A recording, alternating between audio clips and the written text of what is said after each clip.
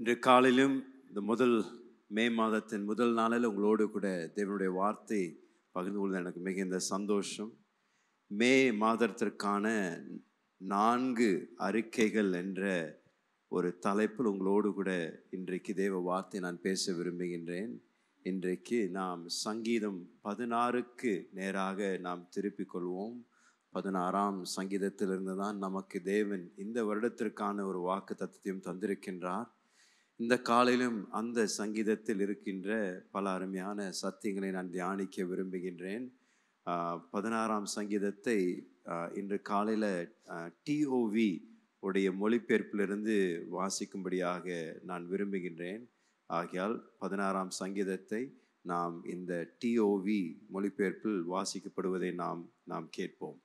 இறைவனே, என்னை பாதுகாத்து கொள்ளும், ஏனெனில் நான் உம்மில் தஞ்சம் அடைகிறேன். நான் யெகோவாவிடம், நீரே என் யெகோவா, உம்மை தவிர என்னிடம் ஒரு நன்மையும் இல்லை என்று சொன்னேன். நாட்டிலுள்ள பரிசுத்தவான்கள் அவர்கள் சிறந்தவர்கள், என் மகிழ்ச்சி எல்லாம் அவர்களிலேயே இருக்கின்றன. பிற தெய்வங்களை தேடி ஓடுகிறவர்களுக்கு துயரங்கள் அதிகரிக்கும். இரத்தபான காணிக்கைகளை அந்த தெய்வங்களுக்கு நான் ஊற்ற மாட்டேன். அவைகளின் பெயர்களை என் உதடுகளினால் சொல்லவும் மாட்டேன். யெகோவாவே, நீரே எனது சுதந்திரம், ஆசீர்வாதத்தின் பாத்திரவுமாய் இருக்கின்றீர். எனது பங்கை பாதுகாப்பானதாய் ஆக்கி இருக்கிறீர். எனக்கான எல்லை பகுதிகள் இன்பமான இடங்களில் அமைந்துள்ளன. நிச்சயமாகவே மகிழ்ச்சியான உரிமை சொத்து எனக்கு உண்டு. எனக்கு ஆலோசனை தருகின்ற யெகோவாவை நான் துதிப்பேன். இரவிலும் என் இருதயம் எனக்கு அறிவை புகுட்டுகிறது. யெகோவாவை எப்பொழுதும் எனக்கு முன்பாக வைத்திருக்கிறேன். அவர் என்னுடைய வலது பக்கத்தில் இருக்கிறபடியால் நான் அசைக்கப்பட மாட்டேன். ஆகையால் என் இருதயம் மகிழ்ந்து என் நாவு களி கூறுகிறது. என் உடலும் பாதுகாப்பாய் இளைப்பாரும். ஏனென்றால் நீர் என்னை பாதாளத்தில் கைவிட்டு விட மாட்டீர். உமது பரிசுத்தவான் அழிவை காணவும் விட மாட்டீர். வாழ்வின் பாதையை நான் அறிய பண்ணினீர். உமது சமூகத்தில் என்னை ஆனந்தத்தாலும் உமது வலது பக்கத்தில் என்னை நித்திய இன்பங்களினாலும் நிரப்புவீர். ஒரு ஆமென் சொல்லலாமா? இங்கே தாவீது சங்கீதக்காரர் மிக அழகாக தேவனை குறித்தும் தேவன் தன்னுடைய வாழ்க்கையில செய்திருக்கின்ற காரியங்களை குறித்தும் அவர் வாய்களை திறந்து அறிக்கை செய்வதை நாம் பார்க்கின்றோம். இன்றைக்கும் இந்த மே மாதத்தை நாம் துவங்கும் பொழுது இந்த மாதம் நாம் இந்த விசேஷமான சங்கீதத்தை நாம் தியானித்து இதில் காணப்படுகின்ற சொன்ன மாதிரி 4 அறிக்கைகளை இந்த மாதம் முழுவதும் நாம் செய்யும்படியாக நான் உங்களை உற்சாகப்படுத்துகின்றேன். நாம் அறிக்கை செய்வதற்கு ஒரு வல்லமை உண்டு. வாயினால் என்னத்தை அறிக்கை செய்கின்றோமோ அதனுடைய பலனை நம்முடைய வாழ்க்கையில் கட்டாயம் நாம் காண்போம். என தேவனுடைய வார்த்தை சொல்கின்றது, ஜீவனும் மரணமும் நம்மளுடைய வாயின் வார்த்தைகளில் உள்ளது. ஆகையால் தேவ பிள்ளைகள் பேசும் பொழுது வாயை திறந்து அதை அறிக்கை செய்யும் பொழுது அதற்கு அதிகமான வல்லமை உண்டு. முதலாவது அறிக்கை நாம் செய்ய விரும்புகின்ற அறிக்கை என்னவா இருக்குன்னா, கர்த்தர் என் அடைக்கலம். எல்லாரும் சொல்லலாமா? கர்த்தர் என் அடைக்கலம். இந்த மாதம் முழுவதும் உங்களுடைய நாட்களில் நீங்கள் கைகளை உயர்த்தி நீங்கள் சொல்லலாம், கர்த்தர் என்னுடைய அடைக்கலம், கர்த்தர் என்னுடைய தஞ்சம், கர்த்தர் என்னுடைய மாபெரிய கோட்டை என்று ஆண்டவரை பார்த்து நீங்கள் அறிக்கை செய்து கொண்டே இருப்பது ஒரு மிக முக்கியமான ஒரு காரியம். கோட்டை, அடைக்கலம், தஞ்சம் என்று சொன்னாலே பலருக்கு பல விதமான காரியங்கள் தான் ஞாபகத்துக்கு வரும். இந்த தஞ்சம், கோட்டை என்பது ஒரு பாதுகாப்பின் இடத்திற்கு நாம் அதை ஒப்பிடலாம். நான் சொல்லுவேன், எல்லாரை காட்டிலும் அவர் வாழ்க்கையில மிக அதிகமாக அனுபவத்திலிருந்து இந்த அறிக்கையை செய்திருக்கின்ற ஒரு நபர் இருப்பார் என்றால் தாவீது ராஜா தான். தாவீது ராஜாவுடைய வாழ்க்கையை நீங்கள் வாசிப்பீர்கள்னா, வாழ்க்கையில 3/4 பாகம் அவர் ஒரு நிலையற்ற ஒரு சூழ்நிலை தான் காணப்பட்டார். அவர் அபிஷேகம் பண்ணப்பட்ட பின்பதாக பல ஆண்டுகள் அவர் சவுலால துரத்தப்பட்டு வனாந்திரத்தில் தான் அவர் வாழ்ந்து கொண்டிருந்தார். அவருக்கு எந்த ஒரு நிலையான தங்கும் ஒரு வாசஸ்தலம் அவருக்கு இல்லை. அவருக்கு எந்த விதத்திலும் ஒரு பாதுகாப்பான ஒரு வீடோ இல்லை ஒரு குடிசையோ ஒன்றும் இல்லை. ஆனாலும் தாவீதோட வாயிலிருந்து அறிக்கை செய்யும் பொழுது அவர் சொல்றார், ஆண்டவரே நீர் என் அடைக்கலம். எனக்கு இந்த உலகத்துல ஒரு ஒரு என்ன சொல்றது, உலகப்பூர்வமான ஒரு அடைக்கலம் இல்லாமல் இருந்தாலும் என்னுடைய அடைக்கலம் இந்த பூமிக்குரியது அல்ல, என்னுடைய அடைக்கலம் தேவன் தான் என்னுடைய அடைக்கலம் என்று தாவீது ராஜா அறிக்கை செய்கின்றார். அவர் ராஜாவாய் மாறின பின்பதாகவும் அவருடைய சொந்த மகன் அவரை அரண்மனையிலிருந்து துரத்தி விடுகின்றார். அப்பவும் தாவீது வனாந்திரத்தில் திரிகின்றார். அப்பொழுதும் தாவீது இப்படிப்பட்ட அறிக்கை நிமித்தம்தான் அவனுக்குள் அப்படி ஒரு பயங்கரமான ஒரு விசுவாசம் இருந்தது என்று நான் சொல்லுவேன். இந்த அடைக்கலம் என்பது சில நேரத்தில் நாம் பிரச்சனைகள் வரும் பொழுது அதற்கு நேராக நாம் செல்லுகின்றவராக இருக்கின்றோம். இப்பொழுது மே மாதத்தில் எப்பொழுதும் நம்மளுடைய பட்டணத்தில் ஒரு 15ஆம் தேதிக்கு பிறகு மழை பெய்ய ஆரம்பிக்கும். எப்பொழுதும் மழை பெய்ய ஆரம்பிக்கும் பொழுது ரோட்டில் நீங்கள் கவனிச்சிங்கன்னா, முக்கியமாக 2 வீலரில் பயணம் செய்கின்றவரெல்லாம் இந்த மழை வரும் பொழுது இந்த லைட்டாக தூரம் இல்லை, லைட்டாக மழை தூரும் பொழுது என்ன பண்ணுவாங்கன்னா, அவங்க பாட்டுக்கு வண்டி ஓட்டிகிட்டே இருப்பாங்க. ஏன்னா தூருது, நம்ம சமாளிச்சுக்கலாம் அப்படின்னு சொல்லி. ஆனால் அந்த தூரல் கொஞ்சம் கொஞ்சமாக கனமாக மாறி திடீர்னு மழையாய் மாறின உடனே என்ன பண்ணுவாங்க, உடனே பைக்கை நிறுத்தி எங்கேயாவது போய் அடைக்கலம் பெற்றுக்கொள்ளணும். அப்படின்னா நமக்கு சபைக்கு வெளியே இருக்கிற அந்த ஃப்ளைஓவருக்கு அடியில் பார்த்தீங்கன்னா நல்ல கனமழை பெய்யும் பொழுது நூற்றுக்கணக்கான 2 வீலர்கள் என்ன பண்ணுவாங்க, அங்கே அந்த பாலத்திற்கு இடையில அடைக்கலம் பெற்றுக்கொள்வாங்க அந்த மழை கடந்து போகிற வரைக்கும். சில நேரத்தில் நம்மளுடைய வாழ்க்கையில் கூட நம்மளுடைய பிரச்சனைகள் வரும் பொழுது நாமும் அந்த மாதிரி தான் பண்ணுறோம். கொஞ்சம் பிரச்சனை தானே, அது பார்த்துக்கலாம், அது சமாளிச்சுக்கலாம், அது ஒன்றும் பிரச்சனை இல்லை அப்படின்றோம். கொஞ்சம் அந்த பிரச்சனை கொஞ்சம் அதிகமாகும் பொழுது அந்த பிரச்சனை தாங்க முடியாத அளவுக்கு வந்த பிறகுதான், ஐயோ எனக்கு உதவி செய்வதற்கு யாராக இருக்கிறாங்களா, என்னுடைய அடைக்கலம் எங்கே, என்னுடைய உதவி எங்கே என்று நாம் தேடிக்கணும். நான் சொல்லுவேன், தேவ பிள்ளைகளுக்கு எப்பொழுதும் அவங்களுடைய வாழ்க்கையில் என்ன நடந்தாலும் நடக்கலனாலும் நம்மளுடைய அடைக்கலம், நம்மளுடைய தஞ்சம் நம்மளுடைய தேவனாய் தான் எப்பொழுதும் இருக்கும். பல நேரங்களில் நம்மளுடைய வாழ்க்கையில் இந்த அடைக்கலம் பலருக்கு வித்தியாசமான அடைக்கலங்கள் உண்டு. சிலருக்கு தங்களுடைய பணம் தான் அவங்களுக்கு அடைக்கலம். அவங்களுடைய ஃபோனில் அந்த பேங்க் அக்கௌண்ட்டை அடிக்கடி அவங்க அந்த அந்த அந்த இதை செக் பண்ணிப்பாங்க. என்ன பேலன்ஸ், பேங்க் பேலன்ஸை செக் பண்ணுவாங்க. பேங்க் பேலன்ஸ் நல்லா இருந்ததுன்னா அவங்களுக்கு ஒரு திருப்தி, மன திருப்தி, நான் நல்லா இருக்கேன், எனக்கு எல்லாம் போதுமானது இருக்குன்னு நினைப்பாங்க. சிலர் அவருடைய நண்பர்கள், அவர்கள் தான் அவங்களுக்கு அடைக்கலாம். அவங்க யோசிப்பாங்க, என்ன வந்தாலும் அவருக்கு நான் ஒரு ஃபோன் பண்ணிட்டேன்னா போதும், அவர் உடனடியாக எனக்கு உதவி செய்திருவார், அவர் உடனடியாக எனக்கு எல்லாத்தையும் எனக்கு சால்வ் பண்ணி கொடுத்துருவார் அப்படின்னு சில பேருக்கு ஒரு நம்பிக்கை அடைக்கலாம் அவங்க மேலே. சிலருக்கு அவர்களுடைய வேலை தான் ஒரு மலையை போல அவங்களுக்கு ஒரு அடைக்கலம். அவங்க செய்கின்ற அந்த வியாபாரம் தான் அவங்களுக்கு ஒரு அடைக்கலம். நான் நல்லா செய்கிறேன், எனக்கு என் வேலையில் கொடுத்துருக்கின்ற அந்த அந்தஸ்து, எனக்கு கொடுத்துருக்கின்ற அந்த பதவி தான் அவளுக்கு ஒரு அடைக்கலமாய் காணப்படுகின்றது. நாம் கவனமாய் இல்லாவிட்டால் சாத்தான் என்ன செய்கின்றான் என்றால், நிலையற்ற காரியங்கள் மேல் நம்மளுடைய நம்பிக்கையை திருப்பி விடுகின்றான். சீக்கிரமாக அழிந்து சீக்கிரமாக மாறக்கூடிய காரியங்கள் மேல் நம்மளுடைய நம்பிக்கை வைக்கும்படியாக சாத்தான் பலரை ஏமாற்றி விடுகின்றான். ஆனால் நம்பிக்கைக்கு பாத்திரர் ஒருவர் மாத்திரமே தான். உண்மையான நிரந்தரமான அடைக்கலத்தை தருகின்றவர் ஒரே ஒருவர் தான். அதுதான் நம்மளுடைய யெகோவாகிய தேவனாகிய கர்த்தர். அவர் ஒருவரே நமக்கு அடைக்கலமாக இருக்கின்றார். ஆண்டவருடைய ஜனங்கள் அந்த நீதியின் அடைக்கலத்திற்கு நேராக ஓடி செல்வது மிக அவசியம். இந்த மாதம், மே மாதம், உங்கள் வாயில நீங்கள் அறிக்கை செய்யுங்க, தேவன் என்னுடைய அடைக்கலம், என்னுடைய குடும்பத்தின் அடைக்கலம் அவர் ஒருவரே. தேவன் எல்லாவற்றையும் பார்த்து கொள்வார். நான் அவருடைய அடைக்கலத்தில் இருக்கும் பொழுது எனக்கு தேவையான அத்தனையும் அவருடைய பொறுப்பு. நான் அவருடைய தஞ்சத்தில் இருக்கும் பொழுது என்னுடைய வாழ்க்கையின் எல்லா காரியங்களும் அவர் பொறுப்பெடுத்து கொள்வார் என்ற ஒரு நம்பிக்கை நமக்குள் வருவது அவசியம். தாவீது அப்படிதான். என்ன சூழ்நிலை இருந்தாலும், உலகத்தில் அவன் சந்தித்த என்ன சூழ்நிலை இருந்தாலும் அவன் அதை குறித்து அவன் கவலைப்படவில்லை. அவனுக்குள் இருந்த ஒரு நம்பிக்கை, கர்த்தர் என் அடைக்கலம், என்ன நடந்தாலும் அவரை நான் கூப்பிட்டுருவேன், அவரை கூப்பிட்டுட்டேன்னா போதும், அவர் எல்லாவற்றையும் பார்த்து கொள்வார் என்ற ஒரு நம்பிக்கை. நான் இன்றைக்கு உங்களை பார்த்து சொல்றேன், மே மாதம் என்ன நடந்தாலும் அவரை கூப்பிடுங்க, அவர் வந்து பார்த்துக்கொள்வார். உங்களுக்கு சம்மந்தமான என்ன ஒரு காரியமாக இருந்தாலும் பிரச்சனையாக இருந்தாலும் யெகோவாகிய தேவன், நம்முடைய தேவன், அவர் எல்லாவற்றையும் நம்மளுடைய வாழ்க்கையில் பார்த்து கொண்டு அவர் நம்மை நடத்த தேவன் வல்லவராக இருக்கின்றார். இரண்டாவது, அங்கே தாவீது அறிக்கை செய்கின்றது. 7வது 8வது 9வது வசனத்தை நாம் வாசிக்கலாமா? எனக்கு ஆலோசனை தருகின்ற யெகோவாவை நான் துதிப்பேன். எனக்கு ஆலோசனை தருகின்ற யெகோவாவை நான் துதிப்பேன். இரவிலும் என் இருதயம் எனக்கு அறிவை புகட்டுகிறது. இரவிலும் என்னுடைய இருதயம் எனக்கு அறிவை புகட்டுகின்றது. யெகோவாவை எப்பொழுதும் எனக்கு முன்பாக வைத்திருக்கிறேன். யெகோவாவை எப்பொழுதும் எனக்கு முன்பதாக வைத்திருக்கின்றேன். அவர் என்னுடைய வலது பக்கத்தில் இருக்கிறபடியால் நான் அசைக்கப்பட மாட்டேன். ஆமென். ஒரு ஆமென் சொல்லுங்களேன்.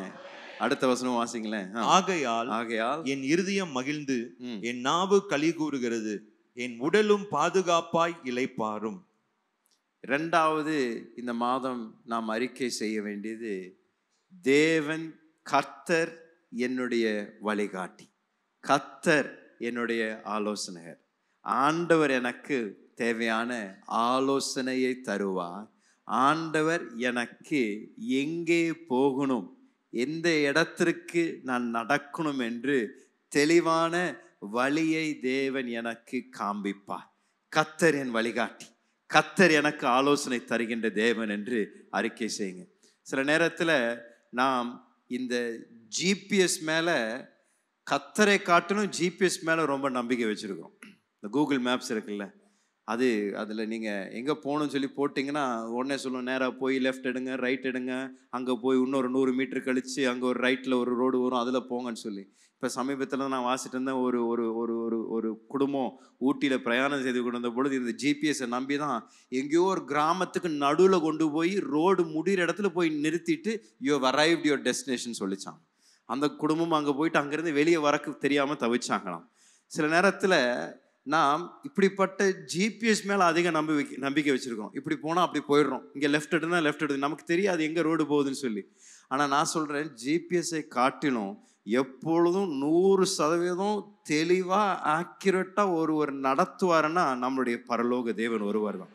அவரை நம்புவோம் என்றால் சரியான பாதையில் தேவன் நம்மை, செம்மையான பாதையில் தேவன் நம்மை நடத்துகின்ற தேவனாக இருக்கின்றார்.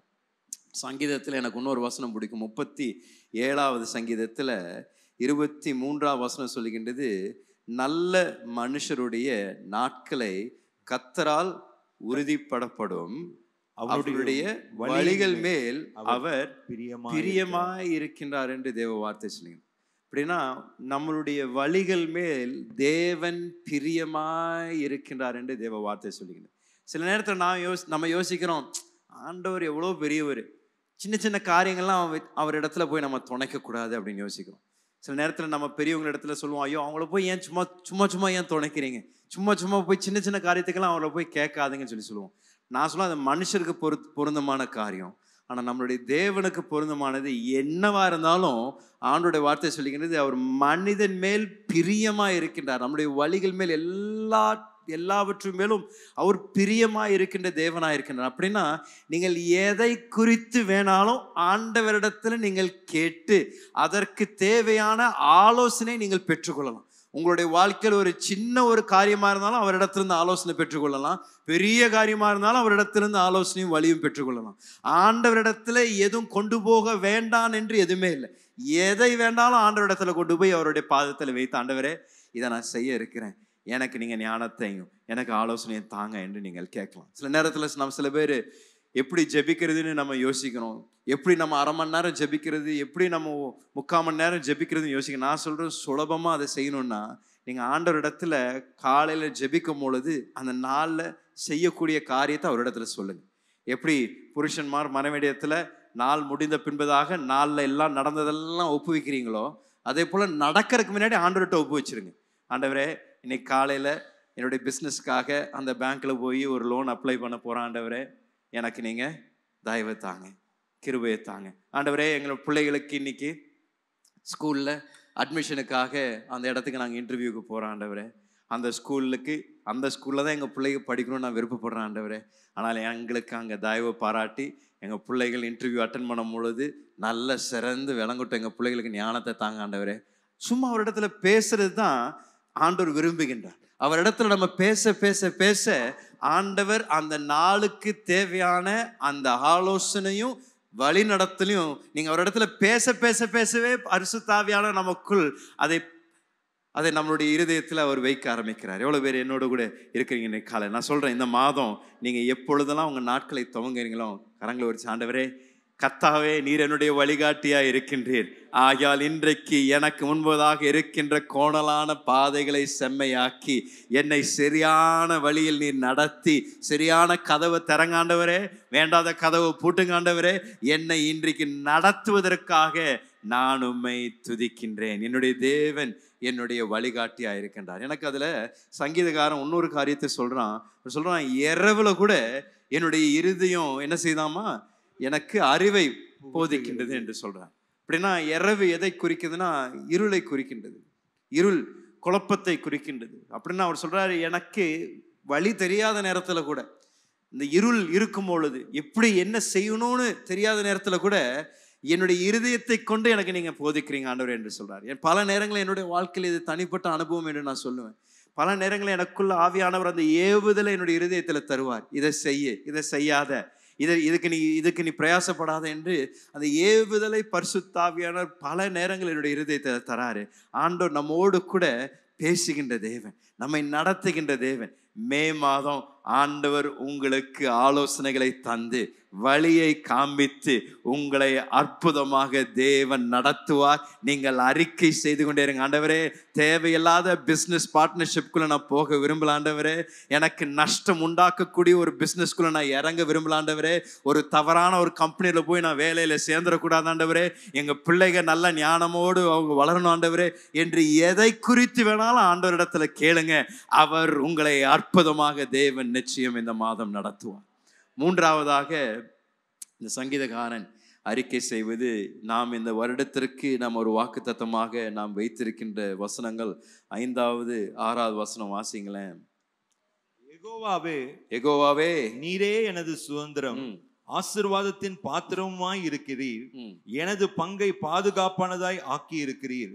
எனக்கான எல்லை பகுதிகள் இன்பமான இடங்களில் அமைந்துள்ளன. நிச்சயமாகவே மகிழ்ச்சியான உரிமை சொத்து எனக்கு உண்டு. ஒரு ஆமென் சொல்லலாமா? என்னோட கூட கரங்களை உயர்த்தி சொல்லுங்க, கர்த்தாவே நீர் என்னுடைய சுதந்திரம். உன்னை நல்லா சத்தமா சொல்லுங்க, நீர் என்னுடைய சுதந்திரம். இதை காட்டிலும் இந்த உலகத்துல ஒரு மேன்மையான ஒரு காரியம் ஒன்றுமே இல்லைங்க. தாவீது ராஜா சொல்றாரு, நீர் என்னுடைய சுதந்திரம் என்று சொல்றாரு. தேவ பிள்ளைகள் ஜாக்கிரதையா இருக்க வேண்டியது, 2 சுதந்திரங்கள் உண்டு. பூமிக்கு ஏதுவான சுதந்திரங்களும் வரக்கூடிய ராஜ்யத்திற்கு ஏதுவான சுதந்திரமும் இருக்கின்றது. ஆண்டவர் தம்முடைய வார்த்தையில பூமிக்குரிய எல்லா சுதந்திரங்களையும் தருவேன் என்று ஆண்டவர் வாக்கு பண்ணியிருக்கிறாரு. நீங்களும் நானும் எது மேல் கண்ணா இருக்கணும்னா வரக்கூடிய சுதந்திரத்தின் மேலதான் நாம் கண்ணா இருக்கணும்.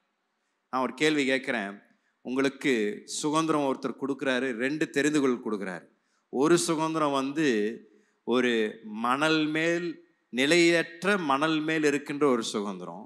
இன்னொரு சுதந்திரம் தங்க கட்டி தெருவில் இருக்கக்கூடிய இன்னொரு சுதந்திரம். 2 சுதந்திரம். எதை தெரிந்து கொள்வீங்க? கொஞ்சம் சந்தேகத்தோடு பார்க்கும்பொழுது எனக்கு கொஞ்சம் கவலையா இருக்கு. 2 சுதந்திரத்தில் எது தெரிந்து கொள்ள? மணல் மேல் இருக்கின்ற ஒரு சுதந்திரத்தை தெரிந்து கொள்வீங்களா, இல்லை தங்க கட்டி தெருவில் இருக்கக்கூடிய ஒரு சுதந்திரத்தை தெரிந்து கொள்வீங்களா? சத்தமாக தான் சொல்லுங்களேன்.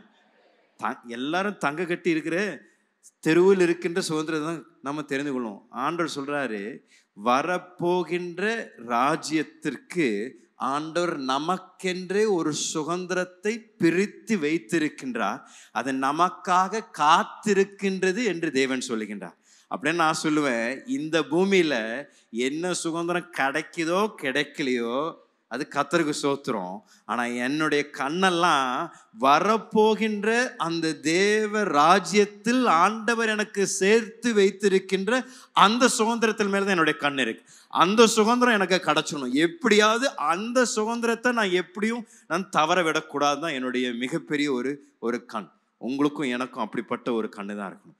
வரப்போகின்ற தேவ ராஜ்யத்தில் நமக்கு வாக்களிக்கப்பட்டிருக்கின்ற அந்த சுதந்திரம். இதுதான் பேதுரு எழுதுகின்றார். வாசிங்களேன், 1 பேதுரு 1:4 வாசிங்களேன். அவர் இயேசு கிறிஸ்து மரித்தோரிலிருந்து எழுந்ததினாலே அழியாததும் அழியாததும் சொல்லுங்க, அழியாததும் மாசற்றதும் வாடாததும் ஆகிய சுதந்திரத்திற்கு ஏதுவாக ஜீவனுள்ள நம்பிக்கை உண்டாகும்படி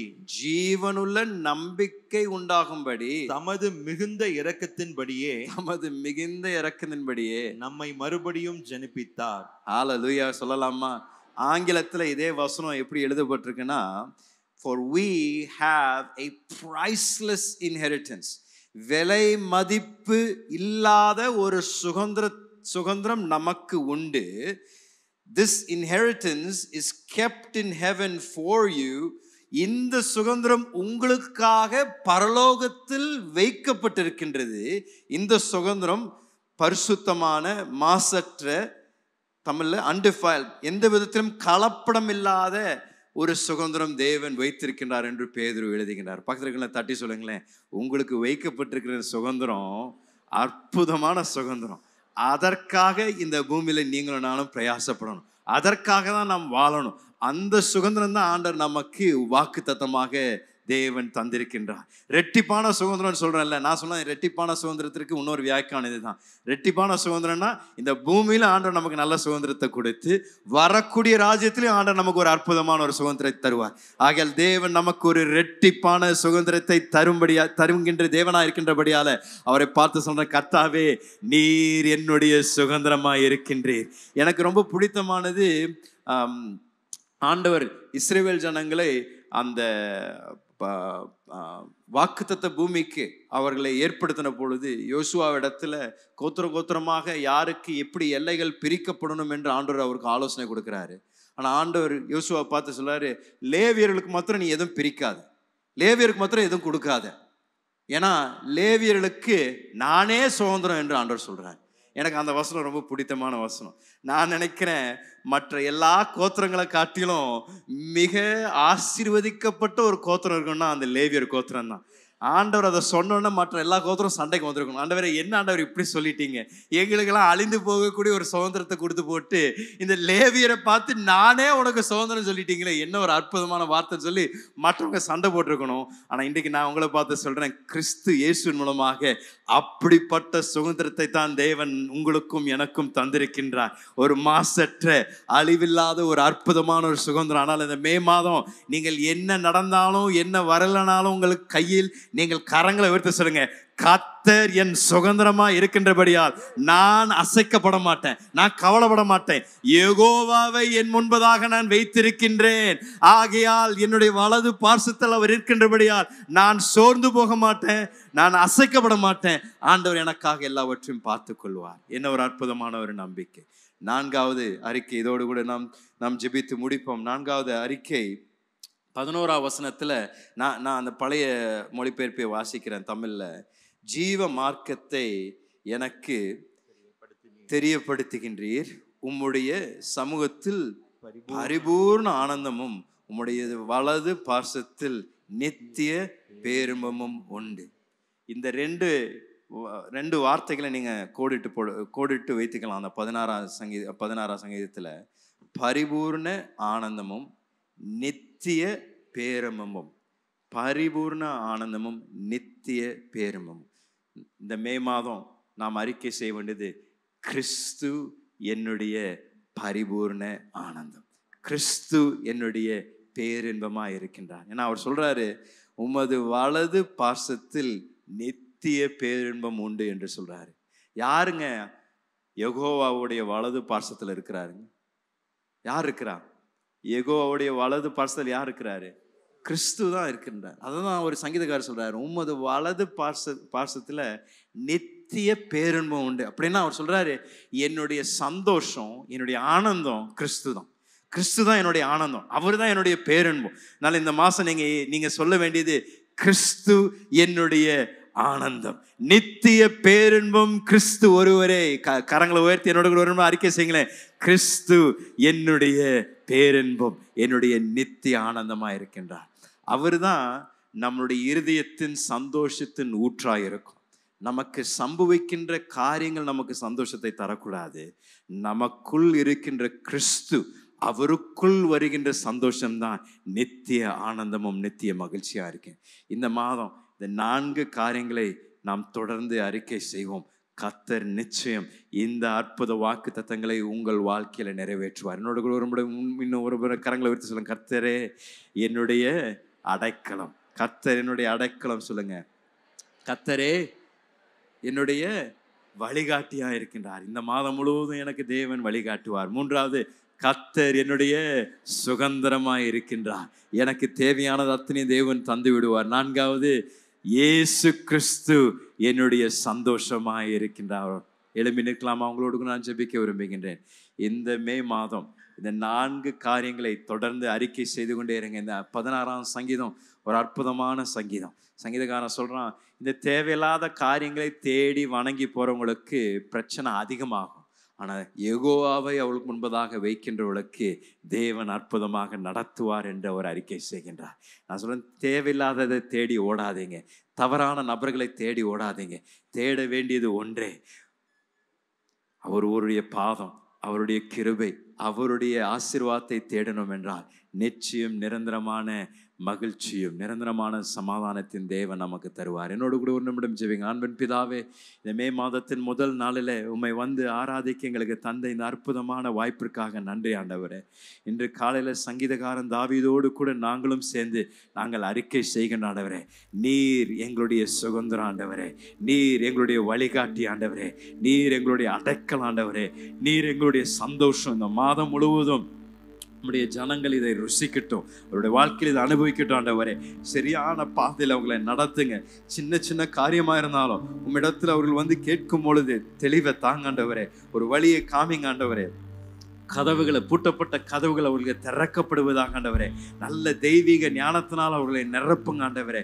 ஆண்டவரே, அந்த சத்ருவின் பொல்லாப்பிலிருந்து அவர்களை பாதுகாத்து கொண்டு ஆண்டவரே, தவறான தீர்மானங்களிலிருந்து அவர்களை பாதுகாத்து கொண்டு ஆண்டவரே, நீதியின் பாதையில் அவர்களை நடத்த நீர் வல்லவராய் இருக்கின்றீர் ஆண்டவரே. ஆகையால் இன்று நாங்கள் ஒருமனப்பட்டு ஜெபிக்கின்றோம். இந்த மே மாதம் முழுவதும் ஆண்டவரே, நீர் எங்களுக்கு அடைக்கலமாய் இருந்து எங்களுக்கு சரியான பாதையில் நடத்தி எங்களுக்கு சுதந்திரமாய் இருந்து சந்தோஷமாய் இருப்பதற்காக நாங்கள் உம்மை துதிக்கின்றோம், உம்மை ஆராதிக்கின்றோம் ஆண்டவரே. இந்த காலை ஆராதனைக்கு உம்மை தேடி வந்திருக்கின்ற ஒவ்வொருவரையும் ஆசீர்வதிங்க, அற்புதங்களை செய்யுங்க. இந்த மாதத்தில் தேவன் அவளுக்காக எழும்பி பல அற்புதங்களை செய்ய இருப்பதற்காக நன்றி ஆண்டவரே. உமக்கு நாங்கள் துதி கன மகிமை செலுத்துகின்றோம். இயேசுவின் வெளியேற பெற்ற நாமத்தில் ஜெபிக்கின்றோம் நல்ல பிதாவே. ஆமென் சொல்லலாமா? ஆமென். நல்ல கரங்களை தட்டி தேவனுடைய நாமத்தை மகிமைப்படுத்துவோம். கர்த்தர் உங்களை ஆசீர்வதிப்பார். சமாதானத்தோடு கடந்து செல்லுங்கள். இந்த மாதம் முழுவதும் தேவன் உங்களோடு கூட இருப்பாராக.